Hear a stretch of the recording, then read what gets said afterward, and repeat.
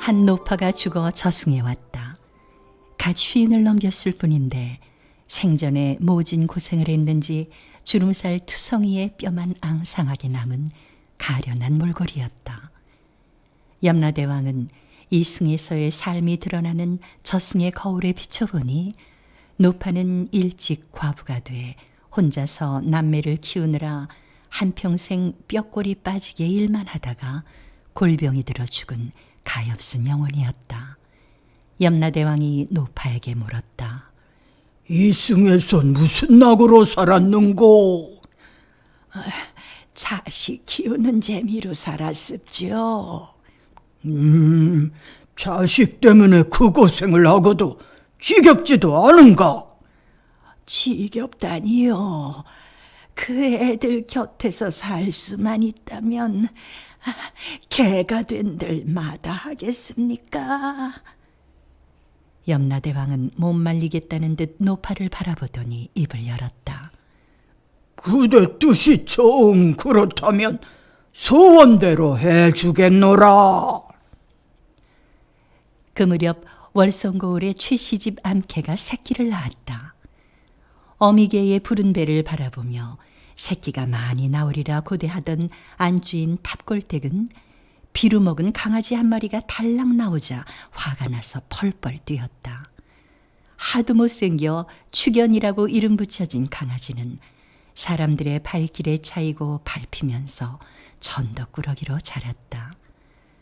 그러면서도 주인에 대한 충성심은 실로 놀라울 정도였다.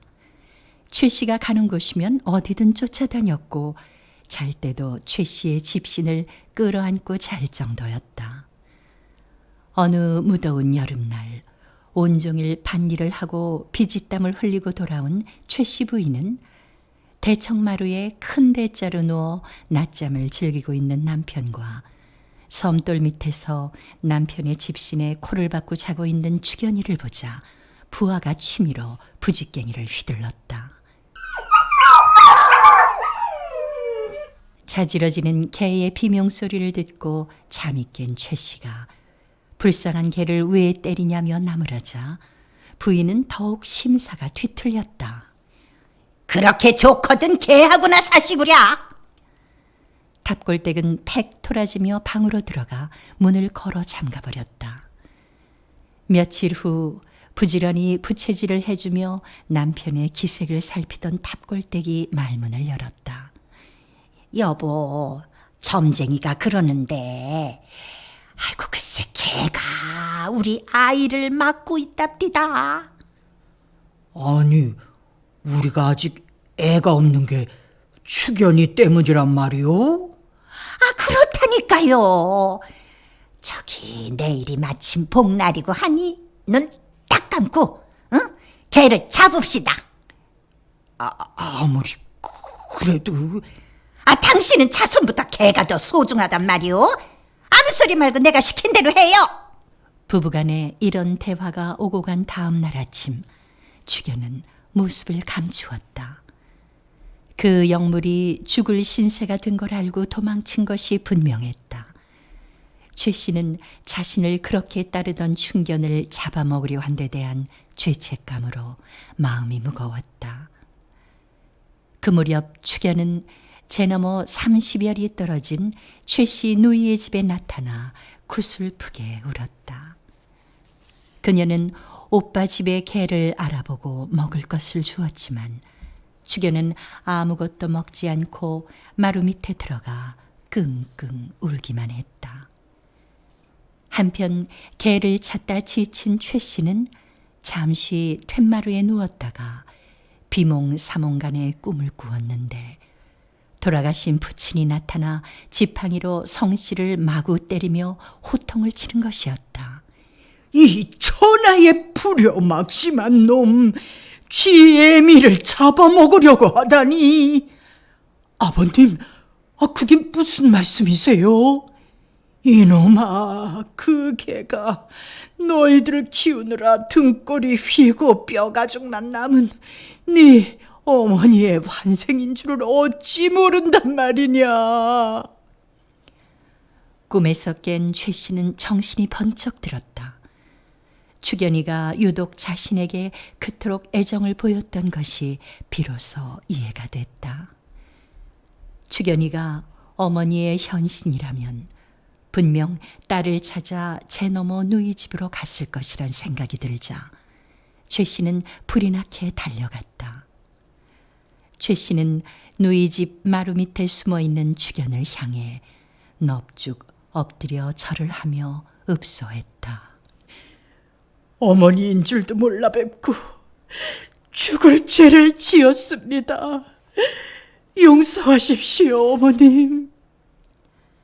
그러자 마루 밑에서 축연이가 기어나와 최 씨의 얼굴을 핥으며 눈물을 주르르 흘렸다. 그 후 최 씨는 생전에 못해드린 효도를 하겠노라며 어머니를 모시듯 정성을 다해 축연이를 보살폈다.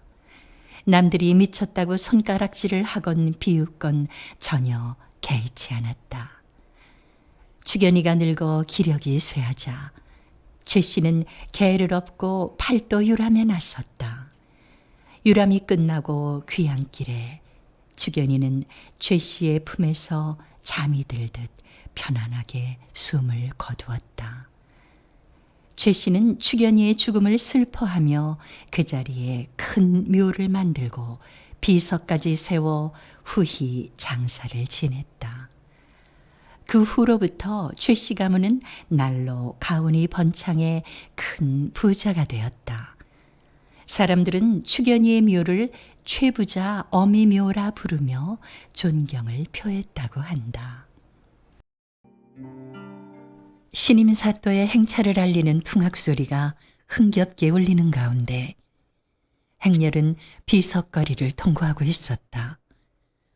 동네 부사로 임명돼 부임길에 오른 유심은 마류에 앉아 설레는 마음으로 연도에 늘어선 백성들과 주변 풍경들을 바라보았다. 처음 와보는 곳인데도 모든 것이 너무나 낯익고 정답게 느껴졌다. 무심코 길섭해 늘어선 비석들의 눈길을 주던 유심의 입에선 저도 모르게 아 하는 탄성이 새어나왔다. 그것은 유심의 기억 속에서 너무나 선명하게 각인된 풍경이었다.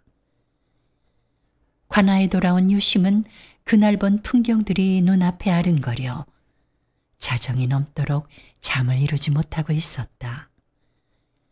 그날은 유심의 생일이기도 했는데 어릴 적부터 이상하게도 유심은 생일날 밤이면 항상 어딘가로 가서 제사밥을 얻어먹고 오는 꿈을 꾸었다. 하염없이 꿈속을 달려가면 낡은 초가집이 나타나고 유심히 방 안으로 들어가 제사 음식을 먹으면 한 노파가 제상 앞에서 기도하는 모습이 보이곤 했다. 그렇다. 유심은 자리에서 벌떡 일어났다. 낮에 본 풍경들은 바로 꿈속에서 본 거리의 모습이었다는 것을 깨달은 유심은 후다닥 밖으로 뛰쳐나갔다.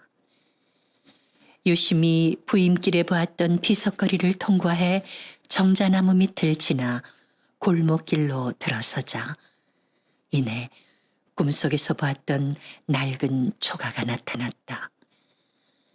유심은 결례를 무릅쓰고 조심스럽게 방문을 열었다. 아이, 누이신지요? 제상 앞에 앉아있던 노파가 의아한 듯 돌아보았다. 꿈속에서 보던 바로 그 노파였다. 지나가던 길손인데 하룻밤 묵어갈 수가 있을런지요? 유심의 말에 노파는 자리를 권하며 어린 나이에 세상을 떠난 아들의 제사를 지내는 중이라고 말했다. 아드님이 돌아가신 게 언젠지요? 30년 전이었다오. 그 아이는 참으로 영특하고 착한 아이였지요. 노파는 한숨을 쉬며 유심에게 눈물겨운 사연을 털어놓았다. 그녀는 젊은 나이에 남편을 여의고 어린 아들 다리와 더불어 살았다. 지적 호기심이 유달리 많았던 다리는 서당 주변에서 놀기를 즐겼으며 양반과 도령들의 글 읽는 소리를 귀동냥으로 듣고서도 천자문을 깨칠 정도로 영특했다. 어느 날 새로 임명된 동네 부사의 화려한 취임 행렬을 본 다리는 그 광경에 압도된 듯 내가 어른이 되면 꼭 동네 부사가 되어 어머니를 호강시켜 드릴게요. 라고 하며 어머니의 손을 꼭 잡았다. 그 후부터 다리는 서당 방문 밖에 무릎을 꿇고 앉아 눈이 오나 비가 오나 하루도 빠짐없이 글을 따라 읽었다. 이 모습을 보고 기특하게 생각한 훈장이 다리를 안으로 불러들여 글재주를 겨뤄보게 했더니 놀랍게도 어린 다리의 실력이 글방 도령들보다 훨씬 뛰어났다. 훈장으로부터 부끄러운 줄 알라며 크게 꾸중을 당한 도령들의 분노는 끓어올랐다. 이 건방진 쌍놈의 자식이 감히 양반 흉내를 내려고 들어?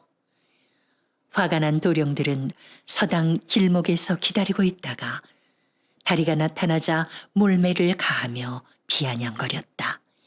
천한 쌍놈은 아무리 글을 배워봤자 무용지물인 걸 모른단 말이냐? 네 주제를 알아라 이놈아. 쌍놈은 영원히 쌍놈인 게요. 그날 이후 다리는 시름시름 앓더니 그만 몸져 눕고 말았다. 어머니, 나 같은 쌍놈은 아무리 공부를 해도 벼슬을 할 수 없나요?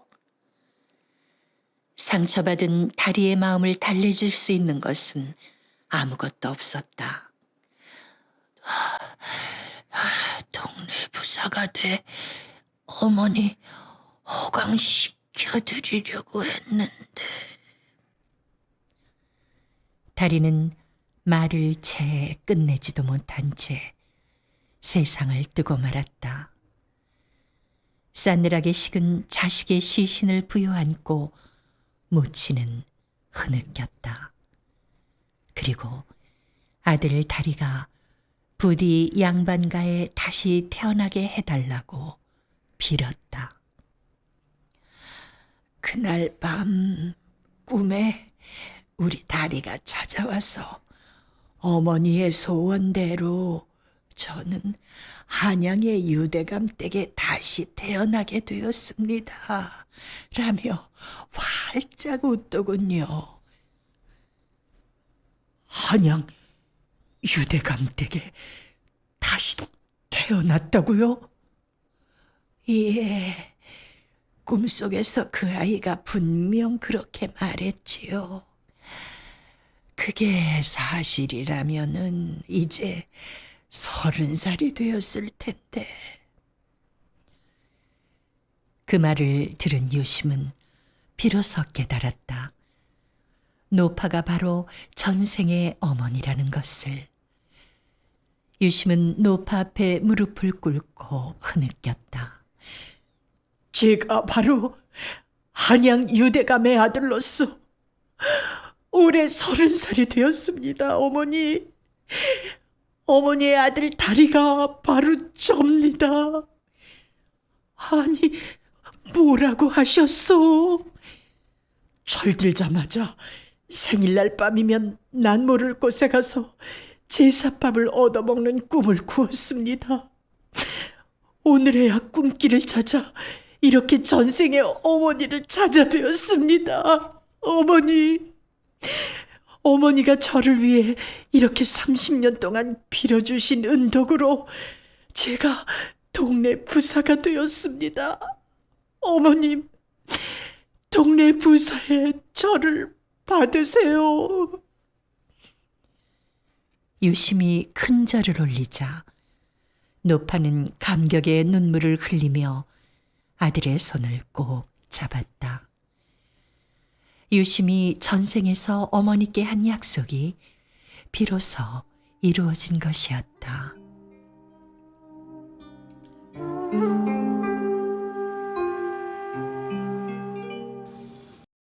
큰스님, 날도 저물고 다리도 아픈데 인간은 보이지 않고 어떻게 합니까요? 저기 풀밭에서 돌베개 베고 자면 잠이 잘 올 것 같구나. 에? 이런 곳에서 노숙을 하자고요? 행자승은 울상을 지으며 큰 스님을 바라보았다. 그들은 황룡사에서 거행된 법회를 마치고 본사인 화엄사로 돌아가고 있는 연기조사와 행자승 천공이었다. 하늘을 지붕 삼고 잡초를 이불 삼아 자는 것이 곰팡이 냄새 퀴퀴한 토방보다 한결 낫지 않겠느냐. 어이구, 내가 하지. 천공은 불만스럽다는 듯 궁시렁거리며 짊어지고 있던 바랑을 풀섭에 내려놓았다. 밤이 깊어가고 있었다. 짐승 울음소리에 놀라 잠이 깬 천공이 주위를 둘러보니 연기조사가 풀밭에 무릎을 꿇고 앉아 흐느껴 울고 있었다. 큰스님, 왜 우십니까요? 천공은 의아한 표정으로 큰 스님을 바라보았다. 방금 내 어머님께서 돌아가셨느니라. 에? 예서 수백 리 떨어져 계시는데 그걸 어찌 하십니까요? 사람이 제 몸뚱이를 가진 것은 부모에게서 받은 것. 나무의 가지와 줄기처럼 한 기운이 이어져 있으니 아무리 멀리 있다 한들 줄기의 아픔을 가지가 어찌 모를 수가 있겠느냐. 짐 챙기거라. 큰 스님이 서둘러 일어서자 천공은 얼떨떨한 표정으로 뒤를 따랐다. 연기조사와 천공이 사흘을 줄곧 달리다시피 해 지리산 화엄사에 당도하자 노모의 장례식을 준비하고 있던 승려들은 놀라움을 금치 못했다. 누구한테 기별이라도 받았소? 모친의 임종을 어찌하시고. 벌린 입을 다물지 못하는 도반 스님들을 보며 상좌승 천공은 점잖게 일갈했다. 오호, 줄기의 아픔을 가지가 어찌 모르리요. 연기조사는 승방에 모셔져 있는 어머니 시신 앞에 앉아 깊은 묵상에 잠겼다. 전쟁에 남편을 잃고 혼자 몸으로 그를 키워주신 어머니였다. 그런 아들이 출가해 부처님 제자가 되겠다는 청천벽력 같은 말을 듣고도 흔쾌히 허락해 주신 어머니였다. 그는 불도의 증진에 대가람을 세운 후 어머니를 모시러 오겠다는 서원을 하고 집을 떠났다. 20여 년이 흘러 지리산 자락에 대가람 화엄사를 창건하고 서원대로 노모를 모셔왔는데 이토록 허망하게 세상을 떠나실 줄이야. 연기조사는 앙상이 뼈만 남은 어머니의 시신을 바라보며 회한의 눈물을 흘렸다. 다부쑥이 더부룩이 자라면 다부쑥이 아니라 약쑥이지. 슬프다. 부모님은 나를 낳으시고 고생하셨네. 쓰다듬어 주시고 길러주시며 키워주시고 감싸주셨네. 나가면 걱정이고 들어오면 시름 놓네. 크신 은혜 갚고자 하나 하늘이 무심하시네. 연기조사는 어머니가 극락에 가시기를 부처님께 기도했다. 묵상 기도하는 그의 뇌리에 지옥 불길 속에서 허우적이는 수많은 망자들의 모습이 보였다. 그 속엔 연기조사의 어머니도 있었다. 스님, 스님. 노모는 화마 속에서 몸부림치며 애타게 연기조사를 부르고 있었다. 어머님! 고통에 찬 신음을 토하며 연기조사는 명상에서 깨어났다.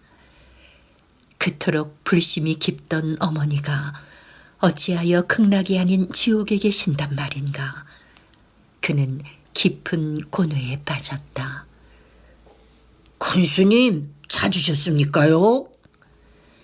천공은 심상치 않은 연기조사의 기색을 살피며 조심스레 물었다.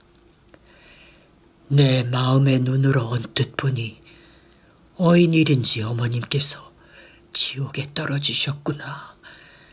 내 그곳으로 달려가 연유를 알아보고 어머니를 극락에 모셔드리려 한다. 예? 스님께서 지옥에 가신다고요? 하여 오늘부터 선방에서 식음을 전폐하고 참선에 들어갈 터이니 앞으로 100일 동안 절대 선방문을 열어서는 안 된다. 알겠느냐? 예. 천공은 영문을 알 수 없다는 듯 큰 스님을 바라보았다. 명심해라. 무슨 일이 있어도 안을 들여다보아서는 안 되며 불러서도 아니 된다. 연기조사는 간곡하게 당부한 후 승방 안으로 들어갔다. 그날부터 면벽 수도에 몰입하며 무념무상의 경지에 이른 연기조사는 육신의 굴레를 벗고 허이허이 날아 저승세계로 향했다. 칠흑 같은 어둠의 세계를 헤치고 한참을 나아가니 두 갈래 길 위에 우뚝 솟은 성문 2개가 앞을 가로막았다. 오른쪽 성문에선 눈이 부실 만큼 환한 빛이 쏟아져 나왔고 왼쪽 성문 안에선 화염이 치솟고 있었다. 그곳이 극락과 지옥으로 갈리는 입구임을 안 연기조사는 서슴지 않고 왼쪽 문으로 들어갔다. 연기와 불길 속에서 망자들이 울부짖는 소리가 들려오고 있었다. 눈을 들어 맞은편을 바라보니 저승에 끌려온 망자들이 발버둥을 치며 용암이 끓고 있는 절벽 아래로 떨어지고 있었다. 너무나 참혹한 그 모습에 연기조사는 합장하며 부처님의 자비를 구했다. 산자가 어찌하여 이곳을 어슬렁거리는가?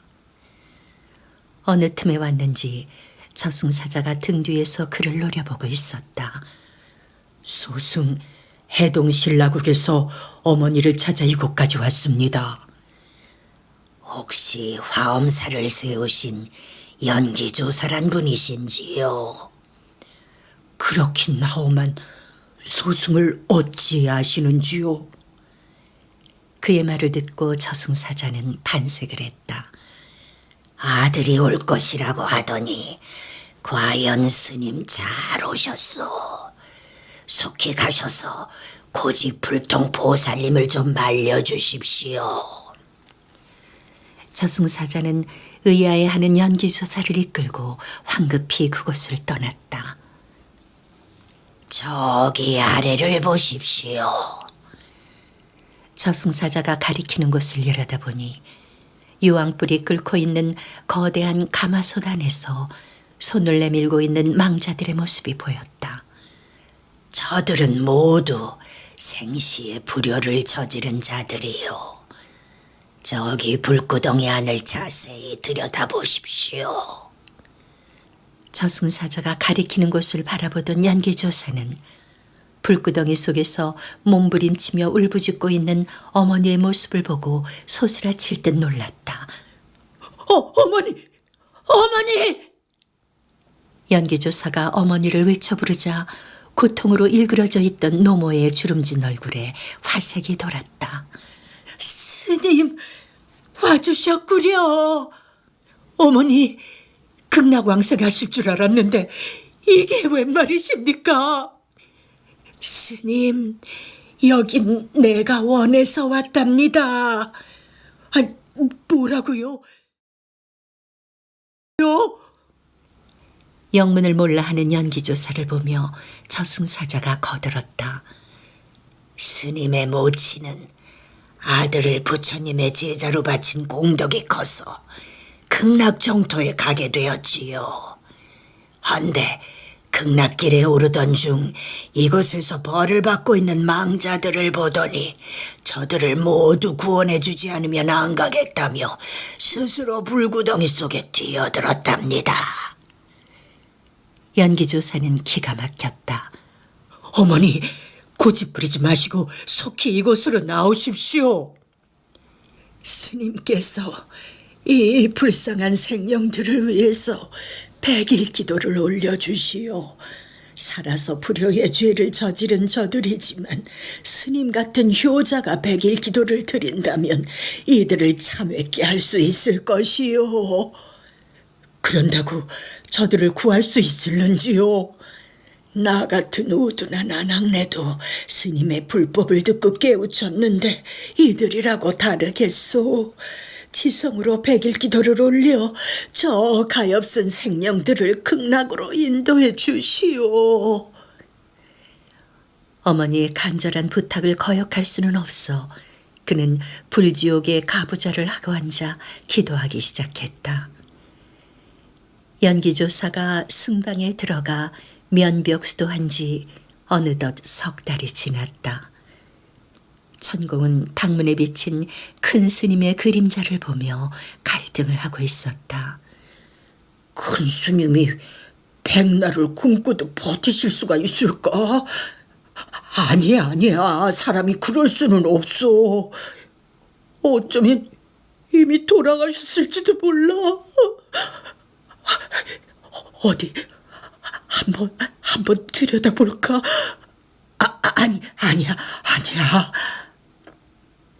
망설이던 천공은 더 이상 참지 못하고 방문을 열고 들어갔다. 벽을 마주한 채 석상처럼 굳어있는 연기조사의 코끝에 손가락을 대보니 이미 숨은 멎었고 피부엔 푸른 기미마저 감돌고 있었다. 천공은 비명을 지르며 밖으로 뛰쳐나갔다. 주지스님, 큰 스님께서.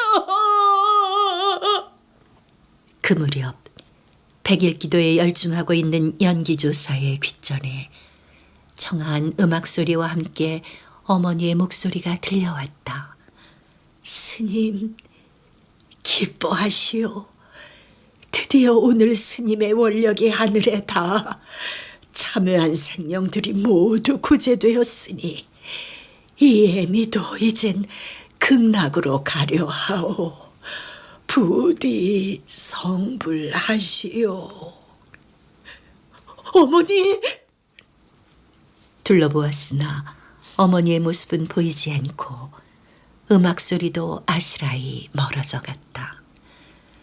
서둘러 그곳을 벗어난 연기조사는 한시바삐 이승으로 회귀하기 위해 있는 힘을 다해 달렸다. 그 시각 화엄사에선 연기조사의 다비식이 거행되고 있었다. 높게 마련된 다비 석상 앞에서 모든 승가들이 독경을 하는 가운데 주지승이 다비에 불을 붙였다. 연기조사의 육신이 불길에 휩싸이는 모습을 지켜보는 천공의 두 눈에 눈물이 맺혔다. 야, 이놈 천공아! 불단 앞에 앉아 연기조사의 왕생 극락을 빌고 있던 천공은 까무러칠 듯 놀랐다. 분명 큰 스님의 목소리였다. 그렇게나 신신당부했건을 어찌하여 내 명을 어겼느냐? 내 육신을 불태워버려 이제 내 넋을 담을 몸이 없지 않느냐? 큰 스님, 소승 죽을 죄를 지었습니다. 이 못난 놈의 죄를 어찌해야 합니까요? 천공은 방바닥에 머리를 찌우며 울먹였다. 그토록 괴로워할 건 없느니라. 그까짓 헌옷 같은 육신이야. 있고 없고 무슨 상관이랴. 인연이 닿으면 또 만나게 되리라. 부디 득도 하시게. 큰 스님, 어디로 가시게요? 머물 곳이 없는데 예 있어 무엇하리. 천공은 허공을 향해 합장 배례한 채 망연히 서 있었다. 그로부터 50년의 세월이 흐른 후 화엄사의 주지승이 된 천공은 당나라에서 돌아온 자장법사의 방문을 받았다. 자장의 손엔 사리함이 들려 있었다. 이번엔 당나라로부터 부처님의 진신사리를 전수받고 돌아왔지요. 그중 일부를 이곳 화엄사에 모시고자 해서 스님을 찾아왔소이다. 연기조사께서 이절을 세우신 후 으뜸 가는 경사가 아닐 수 없구려. 헌데 연기조사의 아름다운 효행을 영원히 기리는 탑을 세워 그곳에 사리를 봉안하고자 이렇게 찾아뵈었습니다. 불연이로다. 연기조사께서 인연이 있으면 다시 만난다고 하시더니 참으로 불연이로다. 깊은 감동에 떨며 합장을 하는 천공의 눈자 위에 이슬이 맺혔다. 이렇게 세워진 탑이 바로 화엄사의 사사자 석탑이라고 한다. 낮에도 호랑이가 출몰한다는 태백산 줄령. 아름드리 노성이 우거진 능선을 따라 바우는 지게 위에 노모를 태우고 무거운 발걸음을 옮기고 있었다. 국법에 따라 늙은 어머니를 산 정상에 있는 고려장터에 두고 오기 위해서 가는 길이었다. 때는 원나라 지배하에 있던 고려말, 오랜 전쟁의 후유증과 원나라의 수탈로 국고는 바닥나고 가뭄과 기근이 겹쳐 굶어 죽는 사람들이 속출하자 나라에선 궁여지책으로 70세 이상의 노인들을 깊은 산에 버리라는 보고문을 내렸다. 이른바 고려장이라 불리는 비정한 법령이 공포된 것이었다. 아들도 말이 없고 지게 위의 노모도 말이 없었다. 묵묵히 걷고 있는 바우의 발길에 툭 하고 솔가지 하나가 떨어졌다. 바우는 아까부터 지게 위의 노모가 솔가지를 꺾어 떨어뜨리고 있다는 걸 눈치채고 있었다. 어머니, 왜 자꾸만 솔가지를 꺾어 길에 뿌리세요? 아들의 물음에 노모는 조용히 대답했다. 얘야, 네가 나중에 돌아갈 때 날은 저물고 숲은 무성한데 어떻게 길을 찾을 수가 있겠느냐. 땅에 떨어져 있는 솔가지를 따라가면 무사히 집에 갈 수가 있을 게야. 그 말을 듣는 순간 바우는 목이 메어 더 이상 발길을 떼어놓을 수 없었다. 늙은 어머니는 죽으러 가면서도 오직 자식 걱정뿐이었다. 어머니. 바우는 지게를 받쳐놓고 어머니의 가슴에 얼굴을 묻고 어린아이처럼 목 놓아 울었다. 아무리 국법이 지엄하다 해도 도저히 어머니를 산에 버려두고 올 수는 없었다. 설사 이 한 목숨을 잃는다 해도 어머니를 지키리라. 이렇게 결심한 바우는 숲속에 있는 동굴로 어머니를 모시고 갔다. 곰이 살다가 버리고 간 자신만이 아는 은밀한 장소였다. 노모를 굴 속에 숨겨놓은 바우는 나무 한다는 핑계를 대고 몰래 찾아가 음식도 드리고 세상 돌아가는 이야기도 해드렸다. 이 무렵 나라엔 큰 걱정거리가 생겼다. 원나라 사신이 3가지 수수께끼 문제를 들고 와 한 달 내에 그걸 풀지 못하면 쌀 10만 석과 처녀 5천 명을 공료로 바치라는 황당한 요구를 한 것이었다. 그런데 그 수수께끼라는 것이 하도 괴이해 나라 안에 내노라 하는 석학들과 대신들을 총동원해 지혜를 짜내보았지만 도무지 풀 수가 없었다. 생각도 못한 조정에선 수수께끼를 푸는 사람에겐 큰 포상을 하겠다는 방을 붙였지만 그 누구도 수수께끼를 푸는 사람이 없었다.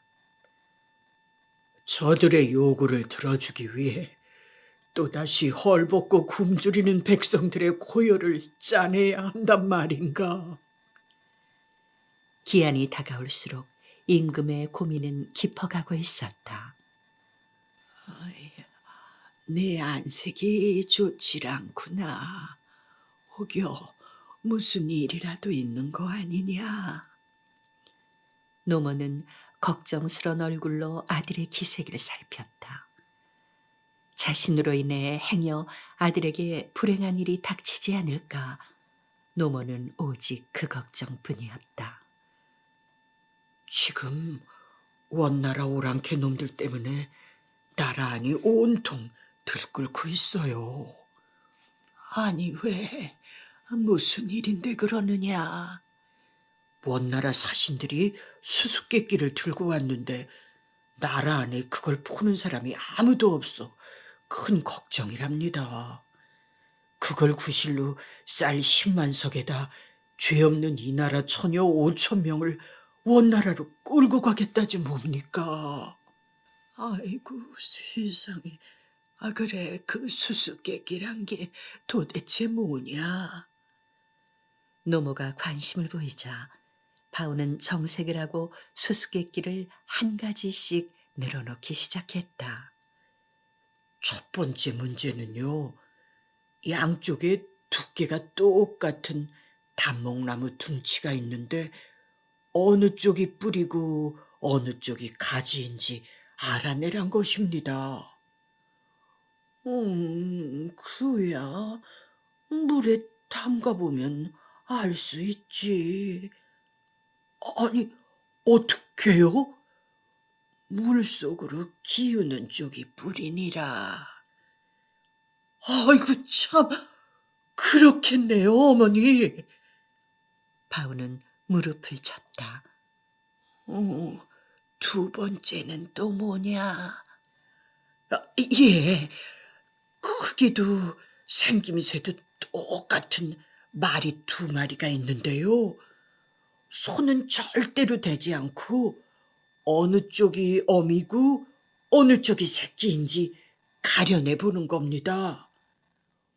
아이고, 말은 이빨을 봐야 나이를 알 수 있는데 손을 대지 못한다니. 그렇다면 한 가지 방법밖에 없겠구나. 그게 뭔데요? 사흘을 말을 굶겼다가 먹이를 주면 나중에 먹는 쪽이 어민이라. 아, 어머니, 그럼 이 3번째 이 문제는요. 긴 대롱 속에 구불구불 요철이 심한 구멍이 있는데요. 거기다가 실을 꿰는 방법은요. 이건 좀 어렵겠죠? 그거는 개미 허리에 명주실을 매고 구멍 속에 꿀을 흘려 넣어두면 개미가 꿀을 빨려고 구멍 속에 들어가지 않겠느냐? 그럼 자연히 실을 꿰 수가 있겠네요, 어머니.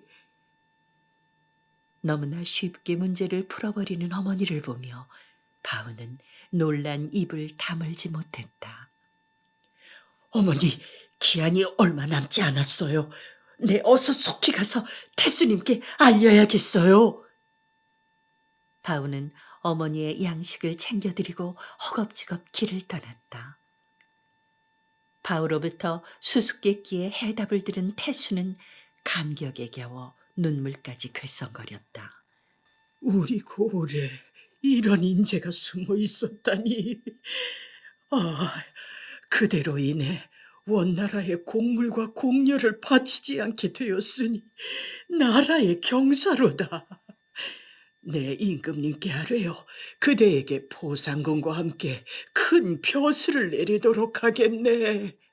그 말을 들은 바우는 태수 앞에 무릎을 꿇고 흐느꼈다. 태수 나으리, 소인은 상이 아니라 벌을 받아야 할 몸입니다요. 벌이라니 대체 그게 무슨 소리냐?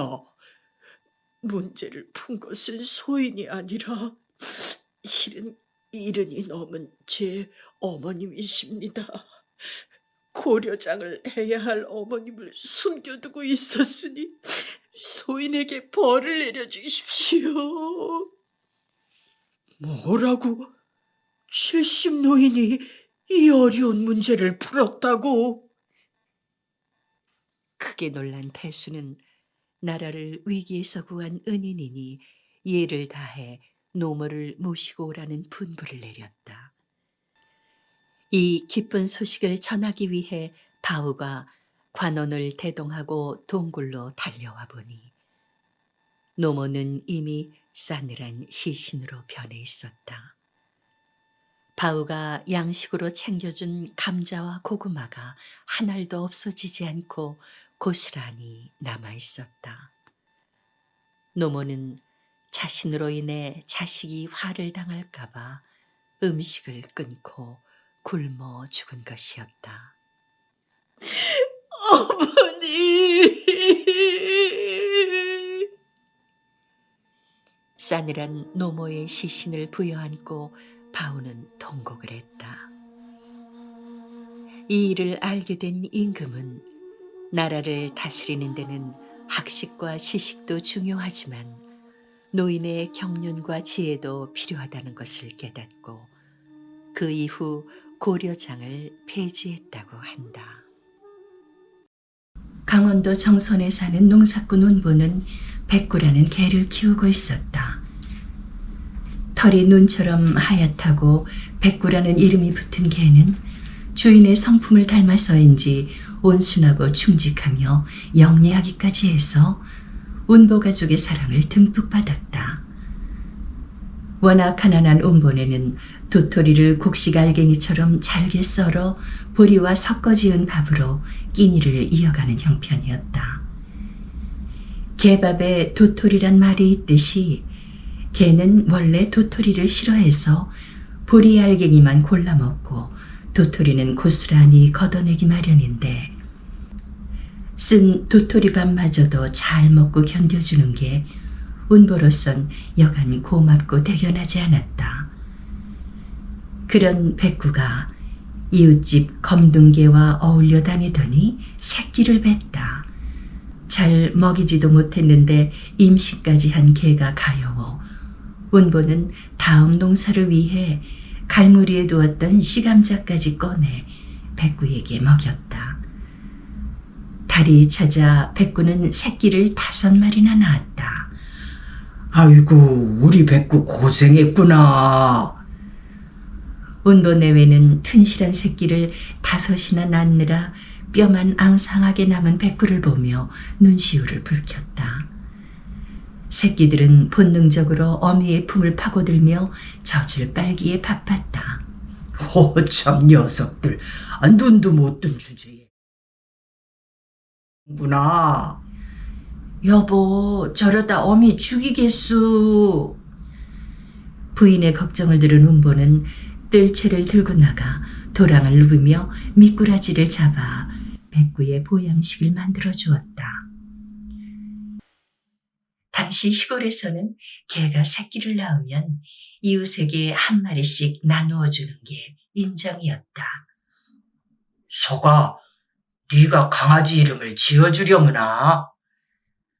운보의 말을 듣고 서기는 잠시 생각하는 듯 하더니 아버지, 얘는 복실이야. 복실 복실이야.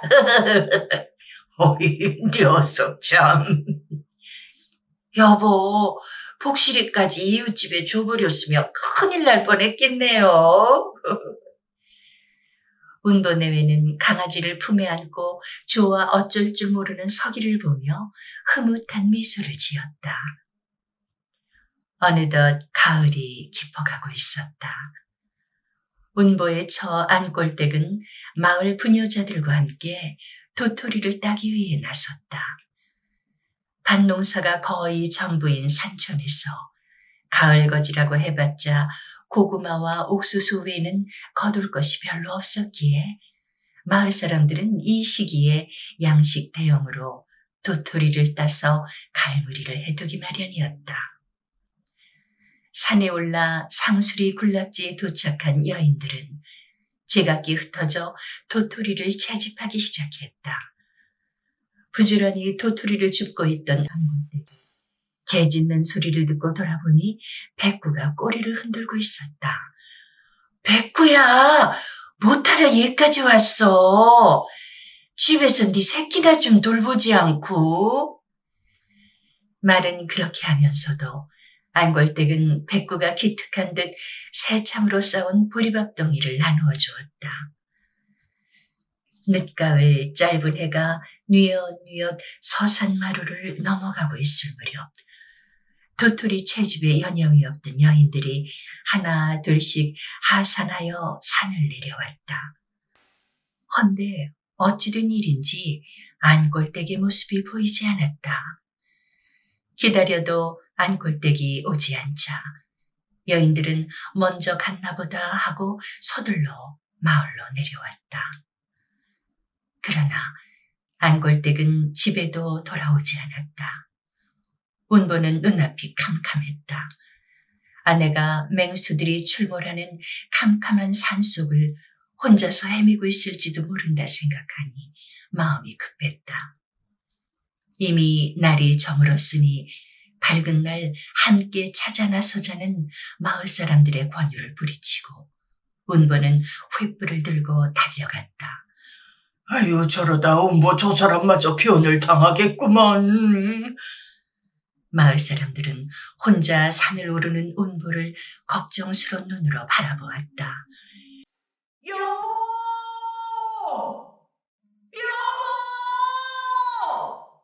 캄캄한 산속에서 부인을 부르는 운보의 외침소리가 메아리쳤다. 찔레갓이 긁혀 상처가 나고 달의 넝쿨에 걸려 넘어지면서도 아랑곳 않고 상수리나무가 우거진 숲을 향해 달려갔다. 그때 어디서인지 개 짖는 소리가 들려왔다. 백구가 분명했다. 백구야! 운보가 소리쳐 부르자 백구는 더욱 요란하게 짖었다. 소리를 따라 현장에 달려간 운보는 놀라지 않을 수 없었다. 벼랑 아래 안골댁이 쓰러져 있었고 백구는 피를 흘리며 늑대와 싸우고 있었다. 이놈의 늑대! 저리 가거라! 운보가 횃불을 휘두르며 위협했지만 늑대는 물러서지 않고 송곳니를 드러내며 사납게 으르렁거렸다.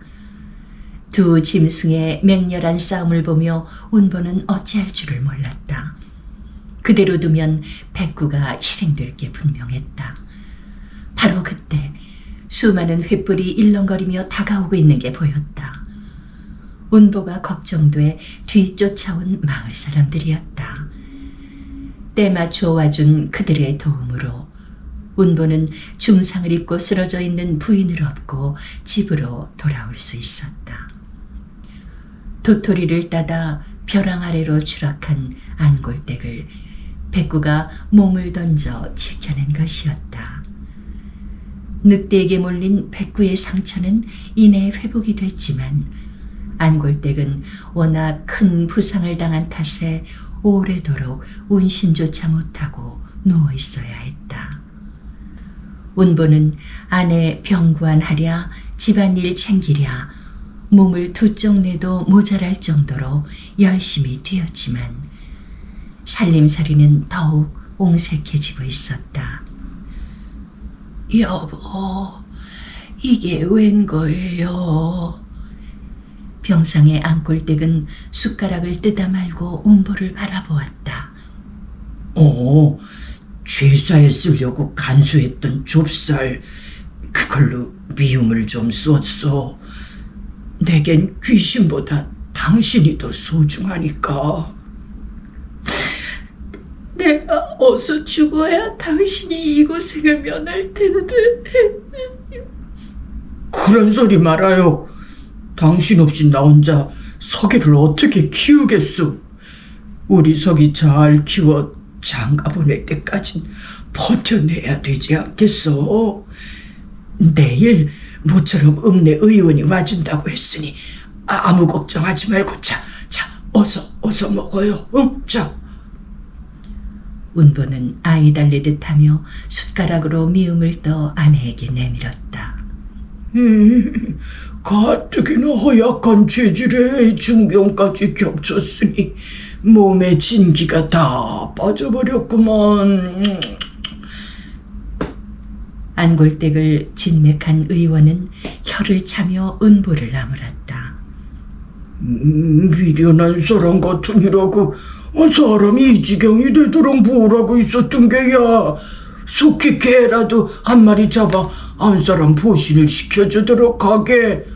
목숨이 경각에 달렸다네.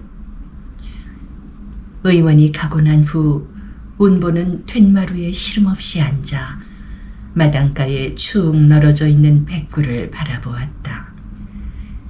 새끼에게 부스러기까지 양보한 탓에 뼈만 앙상하게 남은 백구를 보며 운보는 가슴이 저려왔다. 사람이 이 지경이 되도록 뭐라고 있었던 게야. 속히 개라도 한 마리 잡아 한 사람 보신을 시켜주도록 하게. 목숨이 경각에 달렸다네. 의원의 질책하는 소리가 머릿속에 맴돌았다. 백구야, 내가 너를 어찌해야 한단 말이냐. 운보가 결단을 망설이고 있는 사이 안골댁의 병세는 더욱 악화되고 있었다. 날로 쇠잔해가는 아내의 모습을 보며 운보는 마음을 독하게 먹지 않을 수 없었다. 허나 차마 자신의 손으로 백구를 죽일 수 없었던 운보는 이웃에게 백구의 처리를 부탁했다. 백구야, 부디 이 몹쓸 인간을 용서해다오. 이미 죽음을 예감한 듯 순순히 타인의 손에 끌려가는 백구를 보며 운보는 자책의 눈물을 흘렸다. 여보, 이게 웬 고깃국이에요? 산토끼를 잡았소. 신령님이 당신 살리려고 보내준 모양이요. 어서 쭉 들고 기운 좀 차려요. 한 점 의심 없이 고깃국을 받아 먹고 있는 아내를 보며 운보는 속으로 울고 있었다. 그 이후 안골댁이 조금씩 기력을 회복해가고 있던 어느 날 운보는 복실이가 뼈다귀를 물고 있는 것을 보고 소스라치게 놀랐다. 그건 개울가에 버렸던 백구의 뼈가 분명했다. 불쌍한 것, 애미 분신인 줄도 모르고. 운보는 녀석이 얼마나 허기졌기에 저걸 물고 나왔을까 안쓰러운 생각이 들어 그냥 두기로 했다.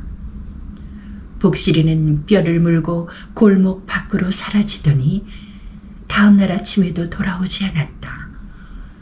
혹시나 해서 백구의 뼈를 버린 개울가로 가보니 뼈가 하나도 남아있지 않았다.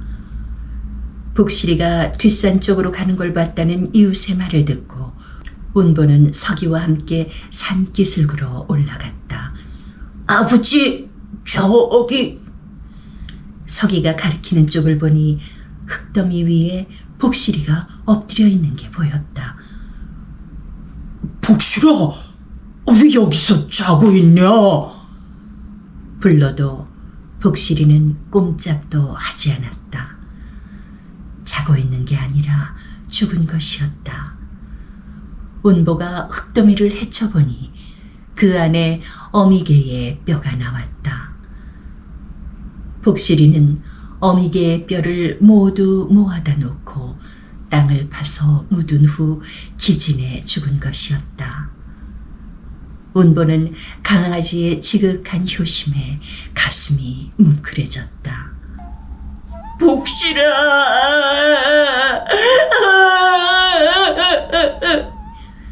슬피 우는 아들을 품에 안고 등을 토닥이는 운보의 눈에도 눈물이 넘쳐 흐르고 있었다.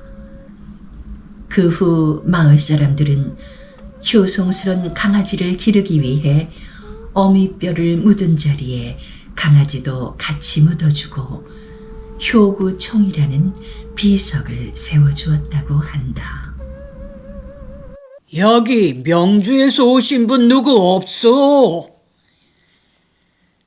저작거리에서 외치는 소리를 듣고 김천은 발을 멈추었다. 그는 명주 관아에서 아전으로 일하고 있는 사람이었다. 내가 명주 사람인데 왜 그러시오? 혹시 해장이란 사람을 아시는가? 해장은 김천의 어릴 때 부르던 이름이었다. 제 아명이 해장이었습니다만. 아이고 이제야 임자를 찾았구나. 내가 자네 어머니의 서신을 갖고 왔다네.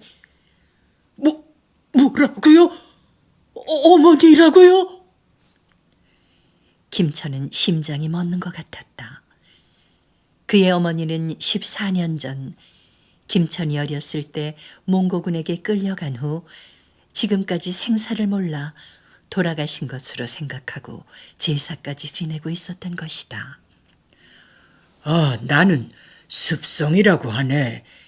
2년 전에 사신단의 일원으로 원나라에 갔다가 그곳에서 종살이를 하고 있는 고려 여인을 만났다네. 몰골이 말이 아니더구만. 고려로 돌아가거든 제발 명주 사는 아들 해장이에게 이 편지를 전해달라고 애걸을 했다네. 습성으로부터 깨알같이 적힌 어머니의 편지를 받아든 김천은 흥분을 가까스로 누르고 편지를 읽기 시작했다. 해장아, 내 아들아. 이 애미는 산설구 물설은 떼놈의 땅에 끌려와 남의 집 종의 신세가 됐으니 굶주리나 먹지 못하고 목마르나 마시지 못하며 1년 12달 밤낮을 가림없이 밭을 메고 방아를 찢고 중노동에 시달리고 있구나. 네에게 이 억울하고 원통함을 아소연하겠느냐. 기나긴 세월을 일구월심 바라는 이 고국이여 그리나니 내 아들이라. 눈물이 앞을 가려 더 이상 편지를 읽을 수조차 없었다. 어머니, 조금만 기다려주세요. 소자가 기필코 어머니를 구해드리겠습니다. 김천은 실성한 사람처럼 흐느껴 울었다.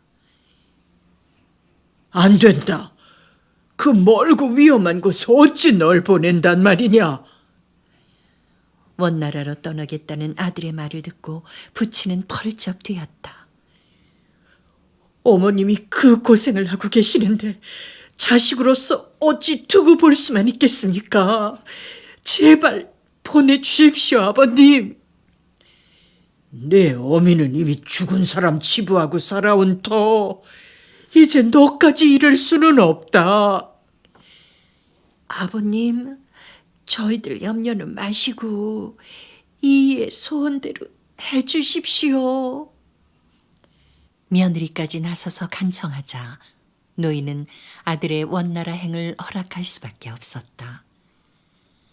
김천은 전답을 팔아 어머니의 속량전과 노자를 마련하고 개경으로 향했다. 원나라로 가려면 조정의 허가를 받아야 했기 때문이다.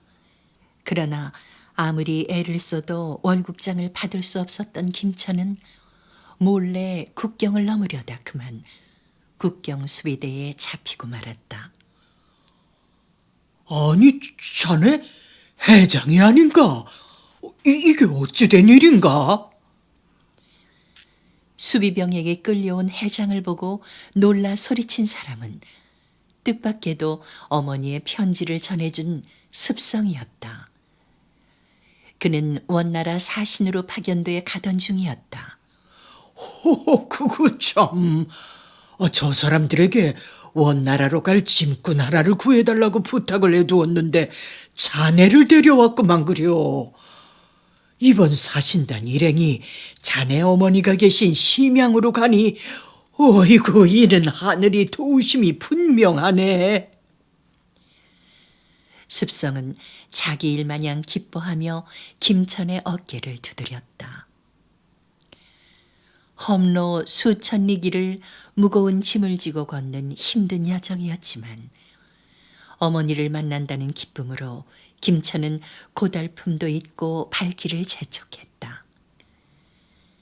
사신단이 심양에 도착하자마자 김천은 습성과 함께 어머니가 종살이하고 있는 요주아의 집을 찾아갔다. 고려 여인 김씨를 찾는다고? 그런 여정이 있긴 있었소만 2년 전 주인을 따라 변방으로 갔소이다. 뭐라고요? 그것이 어딥니까? 감숙 행성 양주라오. 순간 김천의 얼굴은 백납처럼 굳어졌다. 어머니! 신음을 토하며 쓰러지려는 그를 습성이 부축했다. 이보게, 이곳까지 온 것만으로도 효도는 충분히 했네. 이제 그만 고향으로 돌아가게나. 어머니를 모시고 가기 전엔 돌아갈 수 없습니다.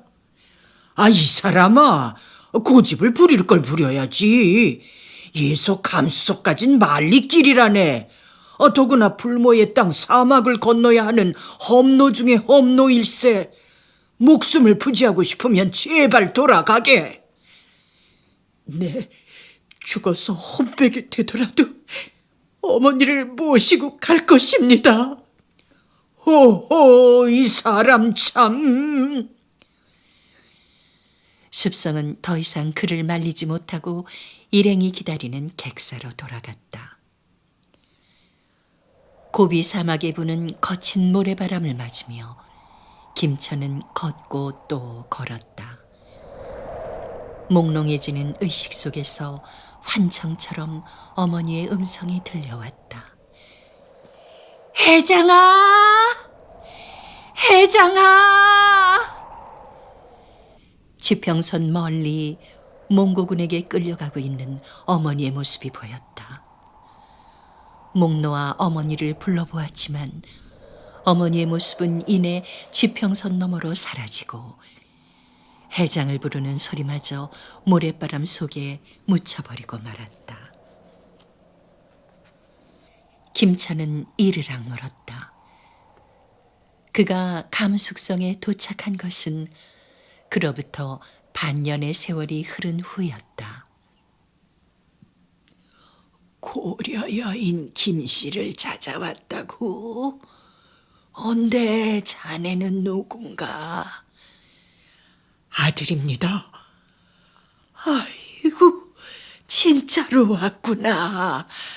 꿈의 아들이 찾아왔다고 그리도 좋아하더니. 제 어머니를 아십니까? 아다마다. 내 친동기간처럼 지냈는걸. 나도 고려에서 끌려왔다오. 지금 어디 계십니까? 에이구, 한 발 늦었수. 열흘 전 이댁 주인이 타지에 손 장착꾼들에게 넘겼다오. 열흘 전이라고요? 그들이 우리 어머니를 어디로 데려간다고 했나요? 나야 모르지. 에이구, 불쌍한 사람. 아들이 찾아온 줄도 모르고. 참, 요 아래 여과 골목이 있으니 그리로 가서 한 물어보시오. 혹시 아는 이가 있을지도 모르니. 김연이 허겁지겁 그곳을 떠나 사람들이 북적이는 저작거리를 통과하고 있을 때 누군가가 옆구리를 툭 치고 지나갔다. 갑자기 등이 허전한 것 같아 살펴보니 한 사내가 전대가 든 보따리를 들고 달아나고 있었다. 아이고, 내 전대, 저놈 잡아라! 소리치며 달려갔지만 도둑놈은 순식간에 군중 속으로 사라지고 말았다. 어머니의 몸값을 치를 은전이 든 전대였다. 헐벗고 굶주리면서도 목숨을 걸고 지켜온 전대였다. 김천은 그 자리에 털썩 주저앉고 말았다. 모든 희망의 줄이 일시에 끊기는 것 같았다. 뜨거운 눈물이 볼을 타고 흘러내렸다. 그때였다. 이거 대개 물건 아니요? 고개를 들어보니 누군가가 그의 보따리를 눈앞에 내밀고 있었다. 아니, 이걸 어떻게... 아까 그자는 외지인을 주로 노리는 소매치기라오. 아이고, 내 눈에 띄었기 마련이지 큰일 날 뻔했소이다. 자, 없는 물건이 있는지 한번 살펴보시오. 다행히도 은자는 그대로 있었다. 그는 고려 별장을 지낸 공명이란 사람으로 타지에서 공경에 처한 고려인을 돕고 있다고 했다. 김연의 사정을 들은 공명은 사람을 풀어 여곽을 샅샅이 뒤진 끝에 고려 여인들을 데리고 있는 상인을 찾을 수 있었다. 일행 중 병자가 있어 떠나지 못하고 있었던 것이다. 김천은 혹시 어머니가 못 알아볼까 봐 목욕도 하고 수염도 말끔히 깎았다. 자, 저기 있는 저분이 어머니가 맞는지 잘 살펴보시오. 방구석에 쪼그리고 앉아있던 늙고 초췌한 여인이 멍한 표정으로 김천을 바라보았다. 그 얼굴에서 어머니의 모습을 찾을 수는 없었다. 고려에서 오셨나요? 여인은 힘없이 고개를 끄덕였다. 저 고향이 어디십니까? 가족들 이름을 혹시 기억하고 계신지요? 여인은 그제야 본물이 터진 듯 입을 열었다. 내 고향은 강원도 명주 호장 김자룡의 딸로서 김종현에게 출가해 김천이란 아들을 얻었는데 아명은 해장이었다오. 더 들을 말이 무엇이겠는가. 해장은 와락 어머니의 품에 뛰어들며 목을 놓아 울었다. 어머니, 소자 해장이옵니다.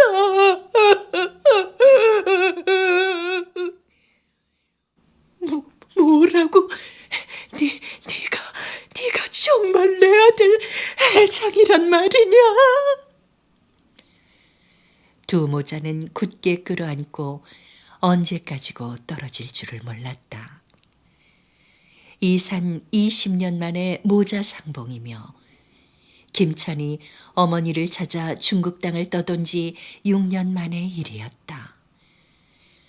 김천의 효행이 조정에 알려지자 고려왕은 김천에게 효자상을 내리고 그가 살던 마을 이름을 효자리로 부르게 했다고 한다.